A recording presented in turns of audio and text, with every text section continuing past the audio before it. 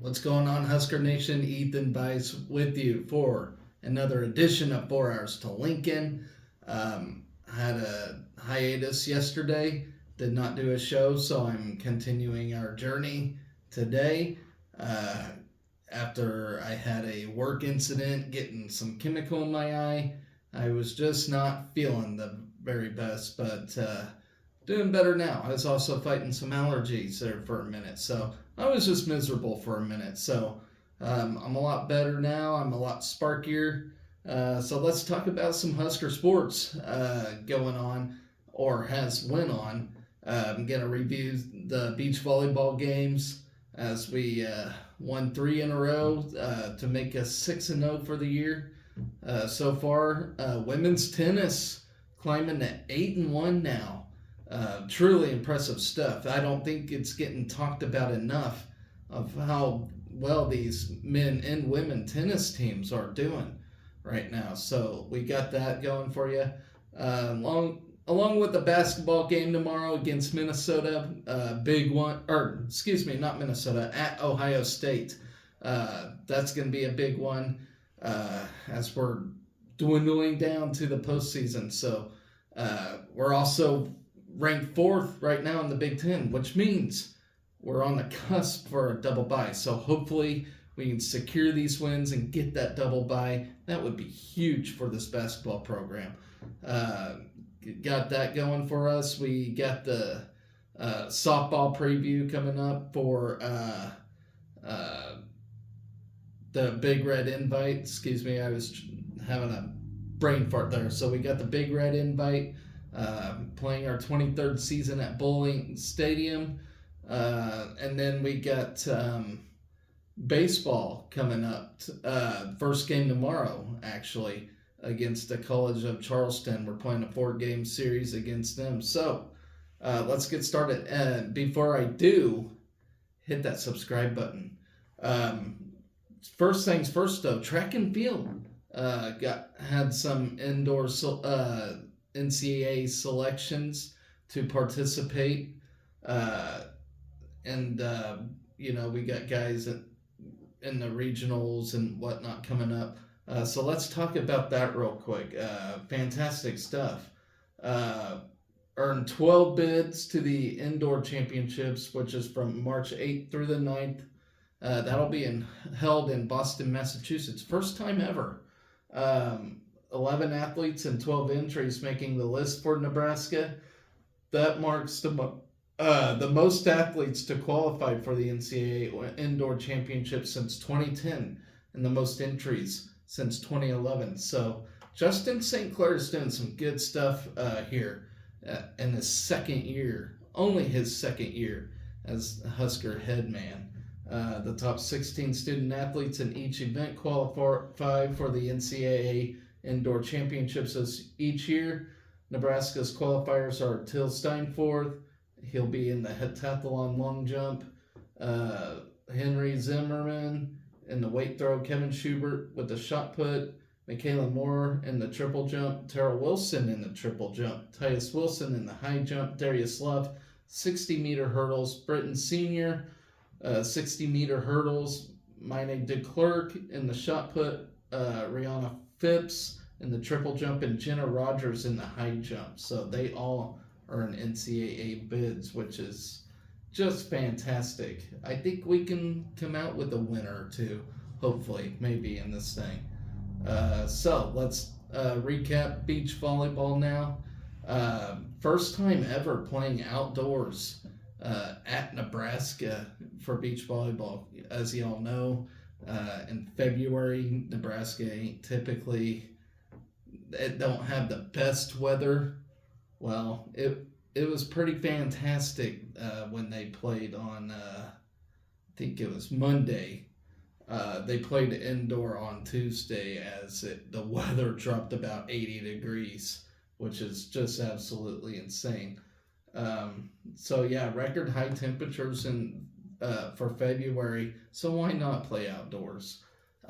With the temperature climbing in the 80s and the sun shining down, the Huskers swept Ottawa 5-0 and beat Wayne State 4-1. That's the first set they lost all year. So that's pretty good stuff. Uh, let's see. Nebraska improved to 5-0 on the season with the victories. In fact, they're 6-0 now. This is just talking about the first two games. I don't have any info on the Southwest Baptist matchup, so I'm just going over Ottawa and Wayne State. So we are 6-0 now. The Huskers play their last home match of the season, which was against Southwest Baptist, where we got the win there. Lindsey Krause and Lexi Rodriguez played as Nebraska's number one pair in the first match and won 21-10, 21-5, and they competed as the number two team against Wayne State, winning 21-14, 21-14. Harper Murray and Laney Choboy swept Ottawa as the number two pair in the morning, 21-7, 21-14. They fell in three sets to Wayne State's top pair, 21-13, 15-21, and 3-15. Allie Batenhorst and Bergen Riley were Nebraska's number three team in both matches, winning 21-7, 21-8, and 21-14, and then 21-9. Merritt Beeson and Skylar Pierce were their number four squad and swept their foes 21-7, 21-12, and 21-10, and then 21-11. Andy Jackson and Olivia Mock played as the number five team and claimed 21-11, 21-12, and 21-10. 15-21, 15-10 wins. Maisie Bozinger and Kyla Kinney both won their exhibition matches 21-13, 21-7, and 21-11, 21-11. So beach volleyball continuing to play very, very well so far. So they will actually travel to the Tiger Beach Challenge this weekend. So they got a lot of games coming up for just this weekend. So on a later day, I will preview those games. So moving on, Husker women's tennis. They took on South Dakota. It was a rescheduled game. It was supposed to be played last week, but was postponed due to injuries on the South Dakota side. So let's talk about this one real quick. They got their fourth consecutive sweep and fifth straight win. Remain hot, taking down South Dakota, who is a weaker team. They're 3-7 overall, with a 7-0 win on Tuesday morning. Action started with doubles play on court 2. Nebraska's number 27 and Fisa Danilchenko and Anna Zamburik defeated South Dakota's Sorcha Caves and Selena Bird for their 11th win of the season to secure the doubles point. Lucy Loy and Isabel Androver Gallego won in a 6-2 victory against the Coyotes. Anna, okay, this name's going to be very hard for me to pronounce. I'm going to butcher it, but the show is unedited and raw, so we're going to butcher this name, and please forgive me, but it's Anna Medvedevia and Hitakema Narwhal. Wonder if she has a horn sticking out. 6-2 to give the Huskers a 1-point cushion. Maja Petrovic and Rafael Lacasi's match on court 1 was left unfinished as they held the 4-3 advantage. With the 1-0 lead, the Huskers kicked off singles play. Petrovic finished first on court 4 with a 6-2, 6-4 victory over Paige Alter. Danilchenko quickly followed with a win of her own over Mada Bahia in straight sets on court 2, clinching the 4th point as well as the sweep for Nebraska was Lacasi on court 1, and she took down Behavelkova 6-0, 6-2. On court 3, Androver Gallego earned Nebraska's 4th singles point in straight sets over Kay Zamburik. Picked up another win against Bird. On court 5, Maria Terranova battled back after dropping the first set and defeating Narwhal in a tiebreaker on court 6, securing the team sweep. The convincing effort from the Huskers marked their fourth consecutive sweep and their fifth straight win. Like I said, I don't think these tennis teams are getting talked about enough, and that's why I'm here. I'm showing these teams some love. They're doing fantastic, in my opinion. I don't know tennis that well, but I do notice, winning is winning, and they're doing a lot of winning right now, both men and women. So that is why I'm here. So with the 1-0 lead, the Huskers kicked off singles play. Petrovic, I actually mention this. I just forgot to delete that column. So up next, the Huskers will host Drake on Saturday, March 2nd at 12. The match will be streamed on PlaySite, and live stats will be posted on Huskers.com. Additionally, the Nebraska men and women's tennis teams are hosting a USTA Nebraska Campus Kids Day on Sunday, March 3rd, at the conclusion of the women's match against Omaha at 1 p.m. The camp is free and open to kids age 12 and under. The sign-up can be found on Huskers.com as well. So get your kids out and have them watch some tennis, have them explore like some of these other sports. You'd be amazed. They can be quite entertaining. I don't know tennis that well, and I get it. It's not a very popular American sport. I totally get it, but, sometimes if you just open your horizons a little bit, you'll see some of these things can be pretty entertaining. I mean, look at volleyball. It's taking off, because somebody decided to look into it and spread the word around, and, sports are fun. That's what it's all about. So to preview now, the big basketball game at Ohio State. Men are coming off of 4 straight wins. We're not ranked yet, and I totally get it, but this one we need. I mean, we need all of them, but, to get a road win in the Big Ten, it's very difficult to do. And Ohio State's been playing pretty good ball right now, but so is Nebraska. Who says it can't be us? Let's talk about this one real quick. As I said, we're on a late season run, just like last year, going on a run, which we kind of got duped out of any kind of tournament. We didn't even make the NIT last year, which was very disappointing. So we do look to extend our 4-game win streak, make a push for a double bye in the Big Ten tournament.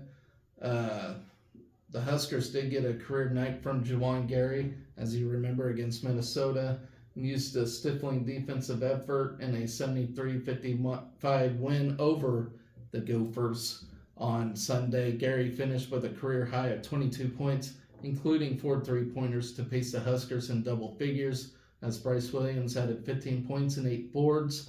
The performance against the Golden Gophers capped a strong week for Gary, who averaged 18 points and 7 rebounds in 2 Husker wins. Defensively, Nebraska held Minnesota to a season low of 55 points on 33% shooting, marking the 4th straight opponent held to 70 or less. Over the month of February, the Huskers are allowing just 67.5 points per game and lead the country in adjusted defensive efficiency according to Bartervik.com. The Huskers enter the week in 5th place fourth place. I don't know what this thing's talking about, but we're in 4th place with a 10-7 mark, a half game behind both Wisconsin and Northwestern, as the top 4 teams get double byes in next month's Big Ten tourney. The Huskers will face a dangerous Ohio State team, which has won 2 of its past 3 games since Jake Diebler took over on an interim basis. On Sunday, the Buckeyes stunned Michigan State 60-57 on Dale Bonner's 3-pointer as time expired. Devin Royal led Ohio State with 14 points off the bench. The Buckeyes held Michigan State to 40% shooting and enjoyed a 39-33 advantage on the glass. Now I'm going to say, real quick, we've been struggling on the road all year, which we all know, it's no secret, but, I think after that win against Indiana at Assembly Hall, which actually proved to be a pretty tough place to play. Wisconsin couldn't get it done the other night like we did. I think this team has got it. I think they finally have this confidence. I think we're going to win out. I really, really do. I do believe we're going to win out, And if not, it'll be close, And of course we can afford a loss, but, it would just be even better if we can just win out, I think we got 2 road games left, one against Ohio State and another, I'll have to look it up real quick. So we got one at Ohio State and one at Michigan. And those will be tough games to play, for sure, because, even a struggling Michigan team has beat some very solid teams at home this year. Big Ten is just a very, very tough conference to play a road game at. That is just the bottom line. But, this is our remaining schedule. We got Ohio State, then Rutgers, then Michigan. We can get it done, for sure. And ever since we beat Michigan on February 10th, I told you guys from the get-go, I said we can go 6-1. Right now, we are 4-0 since then. So, my accuracy is true so far. But, and one of those games that I thought we were going to lose was at Indiana, which we actually played a fantastic game there. So I think we're going to get it done for sure. And this was when Ohio State did fire their coach, and I just kind of thought, okay, we're going to play a terrible Ohio State team. But they're not as terrible as I thought. It's going to be a tough task. It's going to be a challenge. But I still think we'll pull it off. These guys have been playing too well. I think they're hungry. Juwan Gary's been a great leader for this team. Stepping in when he has to. From there, I'm getting carried away with what I'm talking about here, but here we go. Under interim coach Jake Diebler, Ohio State is 16-12 on the season following Sunday's win against Michigan State. As I have mentioned, Ohio State is keyed by a trio of sophomores who returned after playing significant roles in 2022-23. Bruce Thornton leads the Buckeye attack as he is averaging 16 points and 4 assists per outing while posting 4 assists to turnover ratio. Roddy Gale Jr. is averaging 13.7 points per game and 4.5 rebounds per game, while Felix Oxpara is a 6 PPG, along with team highs in both rebounds per game and blocked shots. Minnesota transfer Jamison Battle has given the Buckeyes an elite shooting threat as he is averaging 14 PPG while shooting 44% from three-point range. He did not play in Sunday's game due to an injury, but is expected back for tomorrow's game. So he is a force to be reckoned with. He will give a team trouble for sure. Ohio State leads the all-time series 20-7, unfortunately. And this series dates back to 1936. The Buckeyes are 16-5 against the Huskers since Nebraska joined the Big Ten in 2011-2012, but Nebraska has won the last 3 matchups dating back to March 1st, 2022. Thursday's game will be just the 8th time in 22 meetings that Ohio State has not been ranked at game time against the Huskers. since Nebraska has joined the Big Ten. Behind a career-high performance from Rink Mass, Nebraska posted an 83-69 win over Ohio State on January 23rd. Mass hit 13 of 17 shots from the field, including 6 of 8 behind the three-point line, en route to a career-high 34-point, 10-rebound, 4-assist effort. Mast had 21 points in the second half on 9 of 10 shooting, as his 34-point night topped his previous career high of 30 set in the 2023 Missouri Valley Conference Tournament. And that's when he played for Bradley, of course. Nebraska shot nearly 50% from the field and hit 14 three-pointers, including 4 by C.J. Wilcher, who came off the bench and added 16 points and 3 assists. Bryce Williams gave Nebraska a trio of double-figure nights with 14 points and 7 rebounds. Nebraska dished out 19 assists and just had 6 turnovers in that win, which that has improved a lot with the turning the ball over. That's a very good turnaround for the Huskers.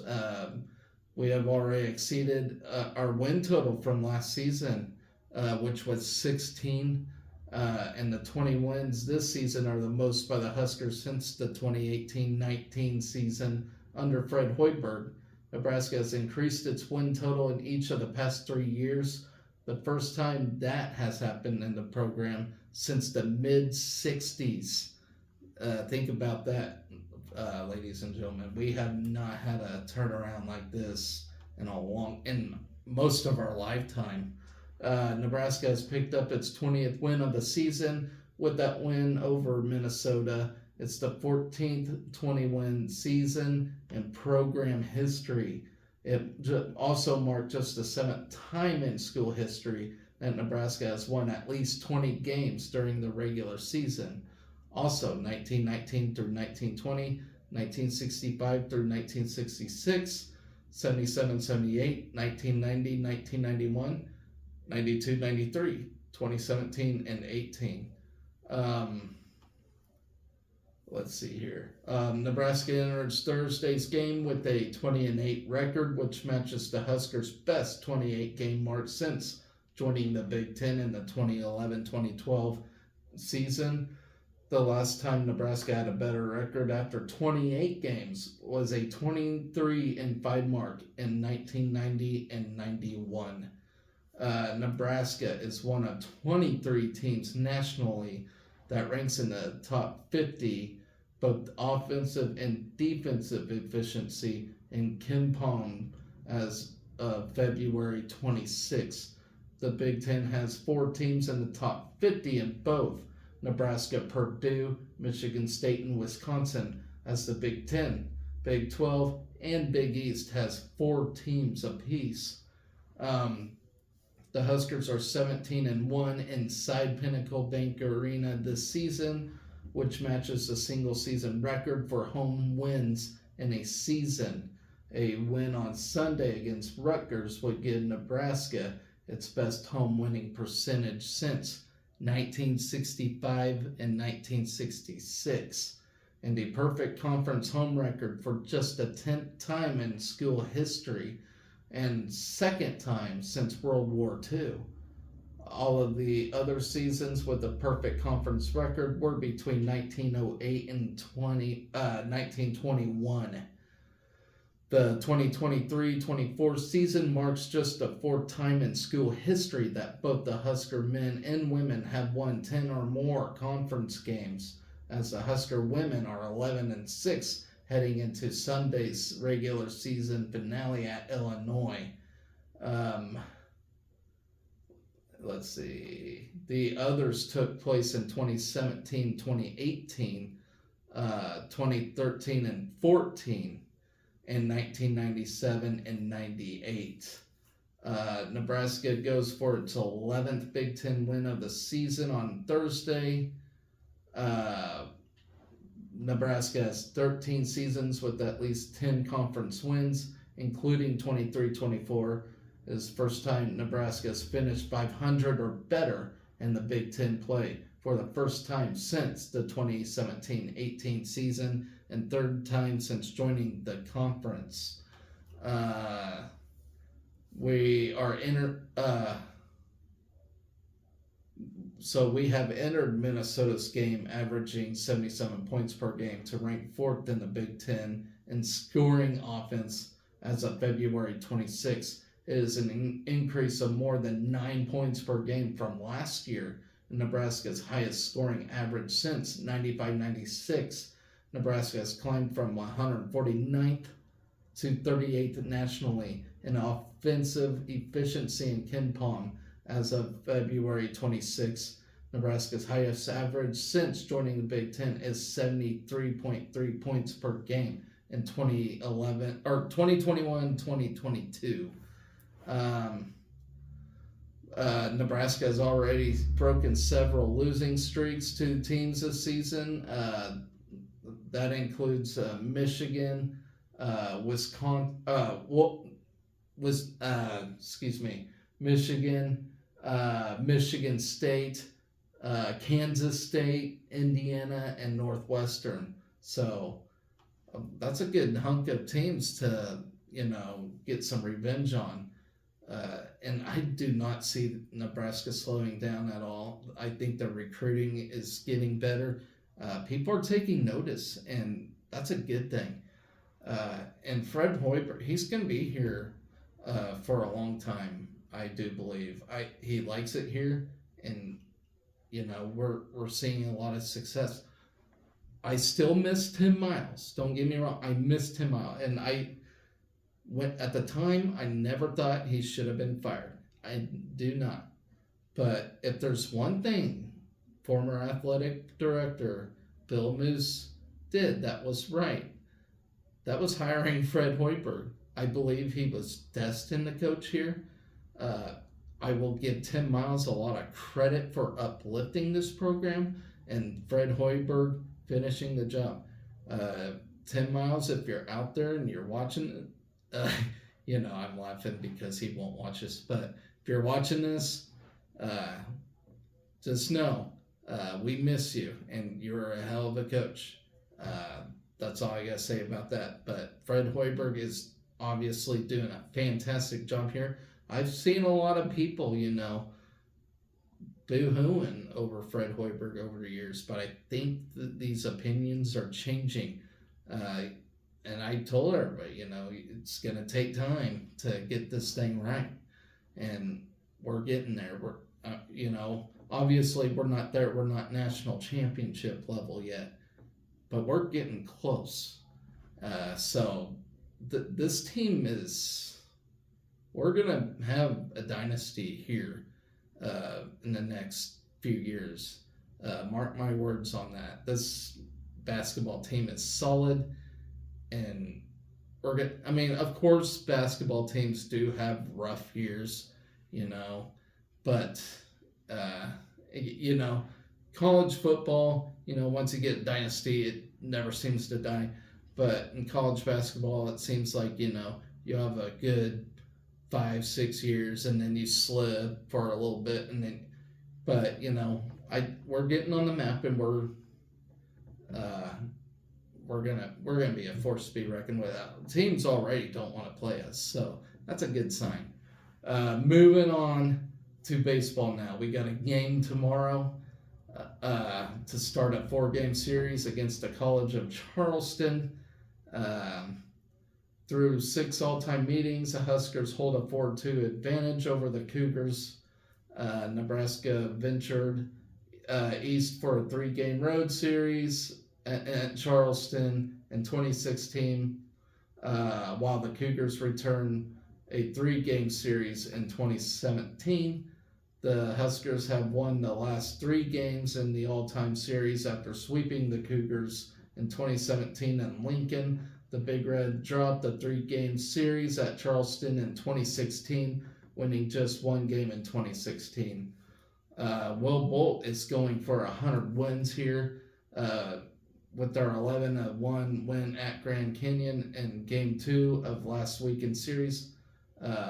That's when head coach Will Bolt received his 100th career coaching win. I can't believe he's already got 100 wins here. It seems like he's only been coaching here for 2 years since the departure of Darren Erstad, which I hope he's doing well as well.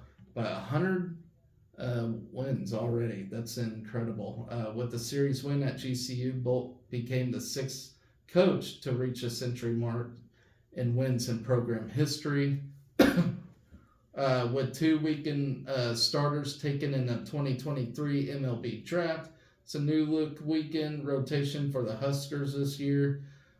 Junior Drew Christo takes a mound on Thursday after making his first start of the season at Grand Canyon last weekend. The Elkhorn native is 1-0 on the season with a 3.38 ERA and 6 strikeouts in 8 innings of action. He's looking pretty good right now. Brett Sears is set to toe the rubber on Friday afternoon. Sears is 1-0 in 2 starts, posting a .79 ERA and 14 strikeouts in 11 innings, while holding opponents to a 125 hitting clip. Will Walsh is scheduled to get the ball on Saturday night for the Nebraska pitching staff. The redshirt junior has yet to record a decision in 2 starts and has a 5.19 ERA and 6 punch-outs in 8 innings. Then Caleb Clark gets the nod for the 3rd time in a series finale of the season. The sophomore has struck out 5 batters and compiled a 6.75 ERA in 6 innings without a decision. Then Brett Sears held Grand Canyon to just 2 hits in his second start last weekend, as he has allowed just 7 batters to reach base this season. The right-hander has struck out 7+ batters in back-to-back starts to begin the season, with opponents hitting just 1-2-5 against Sears. Sears is one of 6 starting pitchers in D1 this season with at least 14 strikeouts while allowing 1 earned run or less and 5 hits or fewer in 11+ innings of work. Christo's career outing in the desert. He made his first start of season for the Huskers in the series opener at Grand Canyon on Thursday. The Elkhorn native pitched a career high of 6 innings and recorded his first win of the season with the 7-2 win over the Lopes. Christo's quality start was the first by Nebraska native since Shea Shanneman versus Michigan State on May 19, 2022. Across 2 appearances this season, the right-hander is 1-0 with a 3.38 ERA and 6 strikeouts to just 3 walks. Karen's RBI production through 7 games. He has been a key piece for Nebraska's offense through the first 2 weekends, hitting at .333 at the plate with a triple 3 home runs, 11 RBI, and 6 runs. Since 2003, Karen is one of the 7 Huskers to drive in 10+ runs in Nebraska's first 7 games to start the season. Karen's 11 RBI are tied for 3rd most, trailing Alex Gordon and Brandon Fusilier. Silva speed on the base path. He's one of 9 D1 players this season with at least 10 runs scored and 5+ stolen bases without being caught through the 2nd weekend of the season. Silva leads the Huskers in multiple offensive categories, including on-base percentage, hit by pitch, bunts, runs, and stolen bases. Then you have Jalen Worley. He recorded the first win of his collegiate career in the series finale at Grand Canyon last weekend. He tossed a career-high 3 scoreless innings and retired 9 of the 11 batters he faced against the Lopes.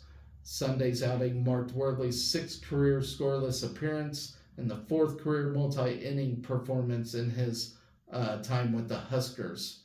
Then Caden Brugbaugh has been a force in the leadoff spot for the Huskers, posting a .367, .382, and a .782 slash line again across the first 7 games this season.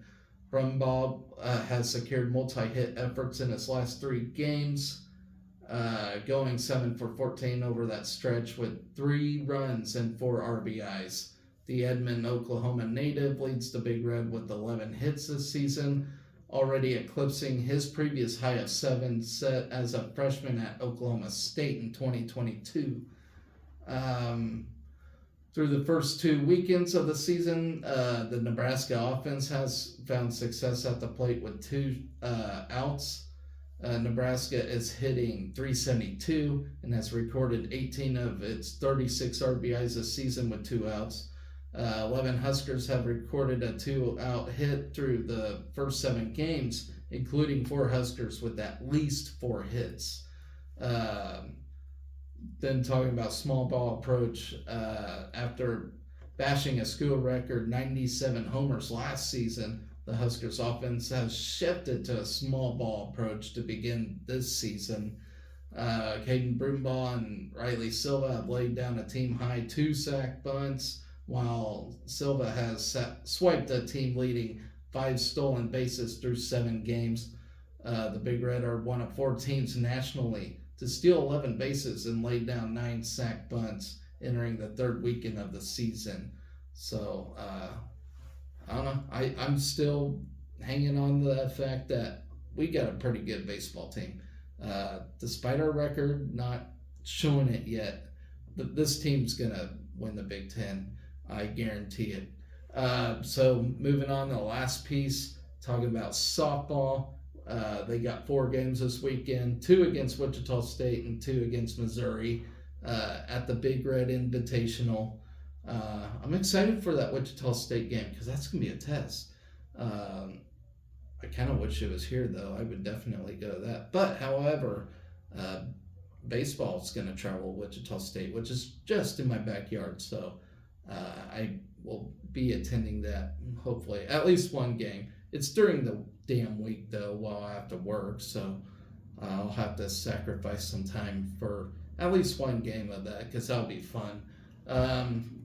But anyway, we play our first home games this weekend as we welcome Wichita State and Missouri to Bowling Stadium for a 3-team round robin Big Red invite. Tournament begins with a single game on Friday, followed by 3 games on Saturday, 2 games on Sunday. Nebraska opens the tournament at 5:30 p.m. on Friday against Wichita State. The Huskers and Shockers played 2 classic games in the NCAA tournament last year, with Wichita State rallying for a win in the first round, followed by Nebraska rallying for a win the next day in an elimination game. On Saturday, Nebraska is scheduled to take on WSU again at 1:30. So I'm looking forward to this one. It's going to be fun. Nebraska's second game on Saturday is against number 14, Missouri, at 4 p.m. The Huskers wrap up the Big Red invite with a Sunday matchup against the Tigers, scheduled for 1:30 p.m. Nebraska and Missouri has not met since 2020, and the Tigers are the first SEC team Nebraska has hosted at Bowling Stadium since Georgia in the 2007 NCAA Lincoln Regional. So that's actually pretty wild to me. We haven't seen an SEC team that long. Friday's game will tie for the earliest home game in school history. The 2006 squad also played its first home game on March 1st. Nebraska is 5 games into a stretch where the Huskers played 10 consecutive games against 2023 NCAA tournament teams. The Huskers are the only Big Ten team without a complete game this season. Nebraska leads the Big Ten and ranks 23rd nationally with 27 doubles. The Huskers lead the Big Ten and rank 14th nationally in double plays per game. 5 of Nebraska's 8 returning all-region players have missed multiple games due to injury this season. Missouri is the first SEC team to play at Bowling Stadium since Georgia in the 2007 NCAA Lincoln Regional. Billie Andrews has 6 home runs in 10 games this season. She is one of only 2 players nationally with 6 or more home runs in 10 or fewer games.